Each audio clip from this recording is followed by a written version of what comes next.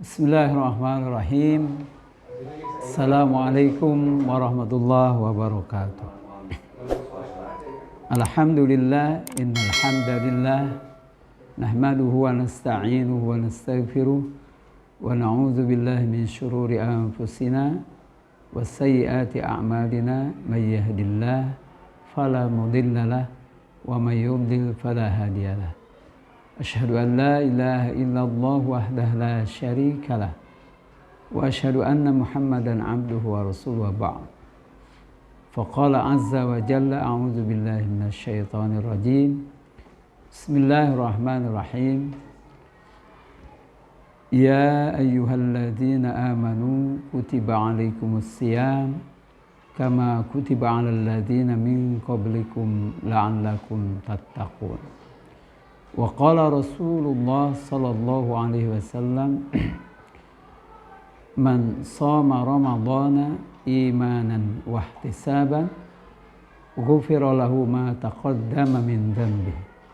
Shadaqallahul azim wa sadaqa rasuluhul karim wa nahnu ala dzalika minasy syahidin wasyakirin walhamdulillahi rabbil alamin. Pemirsa Mutiara Ramadan yang semoga Allah Subhanahu wa taala memberi rahmat kepada kita semua. Amin ya Allah ya rabbal alamin. Pada kesempatan ini saya akan membawakan tema di bulan Ramadan ini, yaitu korelasi saum atau puasa dengan sosial atau kehidupan sosial. Pemirsa Mutiara Ramadan yang semoga Allah merahmati, bahwa saum Ramadan sangat erat kaitannya dengan kehidupan sosial. Bagaimana dari makna Ramadan itu sendiri, bahwa Ramadan, siam Ramadan maknanya al-imsak, menahan diri. Ya, menahan diri dari hawa nafsu, dari gejolak jiwa. Dari awal sahur sampai berbuka pada maghrib, menahan diri agar bagaimana nafsu ini bisa terkendali, tidak diumbar, ya, yang nantinya mengakibatkan kerugian terhadap diri sendiri, kerugian terhadap orang lain, kehidupan sosial dan lain sebagainya, berdampak buruk terhadap yang lainnya. As-siyam, ya, yang dimaknai menahan diri itu jelas sesuatu yang sangat-sangat bermanfaat untuk kehidupan bermasyarakat. Ketika masyarakat tidak ada cara untuk pengendalian diri, ketika masyarakat tidak diatur, ketika masyarakat mengumbar hawa nafsunya, maka otomatis akan terjadi ketidakseimbangan, kekacauan, ya, dan ketidakteraturan di dalam kehidupan masyarakat. Subhanallah, Masya Allah. Allah Subhanahu wa ta'ala memberikan aturan dan menurunkan syariat adanya saum atau siam terkhusus kepada kaum muslimin, ya, yang umumnya dampak siam ini adalah untuk masyarakat sekitarnya atau untuk kehidupan sosial. Dan bahwa siam ini adalah berakibat terlahirnya kesalehan masyarakat atau kesalehan sosial. Dan dalam siam ini, ya, di dalamnya ada perintah-perintah, anjuran-anjuran, ya, yang mendorong kepada hal-hal kebaikan. Dan sebaliknya juga di dalam pelaksanaan siam ini ada pencegahan-pencegahan terhadap hal-hal yang tidak diinginkan dari perbuatan-perbuatan buruk yang dilahirkan oleh hawa nafsu manusia. Hal-hal kebaikan yang dianjurkan oleh syariat siam, di antaranya timbulnya ruh saling tolong-menolong. Ya. Sebagaimana yang sama-sama kita ketahui, ya, orang-orang yang melaksanakan siam akan tumbuh rasa ingin saling menolong kepada sesama. Saling menolong kepada baik sesama agama, ya, ataupun di luar agama yang lain.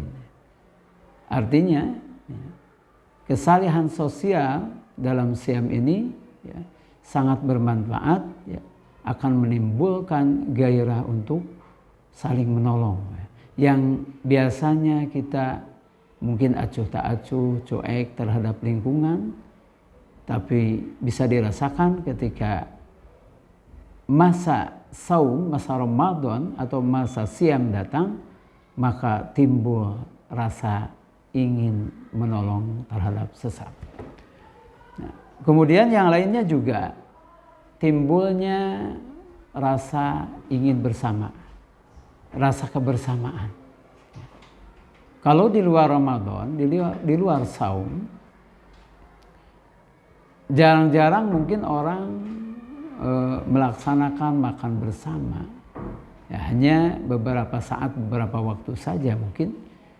Tetapi lihat di dalam bulan Ramadan, banyak sekali, ya, orang-orang berkumpul, orang-orang yang saum berkumpul untuk bersaur bersama, berbuka bersama, ya, memilih tempat di mana yang bisa menambah rasa kebersamaan. Ya, mungkin lingkaran kecilnya di antara keluarga, yang biasanya mungkin keluarga makan sendiri-sendiri, ayah, ibu dengan anaknya biasanya terpisah makan. Tetapi di dalam bulan Ramadan, Masya Allah, ya, semuanya duduk bersama, santap sahur bersama. Ya. Kemudian selanjutnya nanti ketika datang waktu maghrib, waktu berbuka, mereka bersama-sama makan bersama atau berbuka bersama. Ya. Kemudian hal positif, ya, yang sangat berpengaruh untuk kehidupan sosial di dalam saum Ramadan atau ketika kita bersaum, banyak orang-orang yang ingin bersedekah, ya, yang ingin berinfak, yang biasanya mungkin di luar bulan Ramadan mengeluarkan infaknya hanya biasa-biasa saja, hanya beberapa rupiah saja. Tapi karena terdorong dengan ingin berlipatnya pahala atau didorong dengan syariat saum, bagaimana pahala saum itu, maka di bulan Ramadan sambil bersaum, orang-orang ingin mengeluarkan sedekahnya, ingin mengeluarkan infaknya, bahkan mungkin nilainya jauh lebih besar daripada hari-hari di luar Ramadan. Itu hal positif lain yang ditimbulkan di saat-saat Ramadan atau di saat-saat orang sedang berpuasa. Ya, di samping itu, tentunya juga ketika di bulan Ramadan, satu antara yang lain, ya, orang Muslim kepada yang Muslim yang lainnya, kepada saudaranya, ya, timbul rasa kasih sayang atau timbul empati, ya. Kemudian terjalinlah persaudaraan yang kokoh, yang kuat, ya, di saat-saat mereka melaksanakan saum. Itu diantara hal-hal positif, ya, yang dilahirkan oleh orang-orang yang melaksanakan saum, atau hal-hal positif, ya, yang ditimbulkan, ya, di saat orang-orang melaksanakan saum.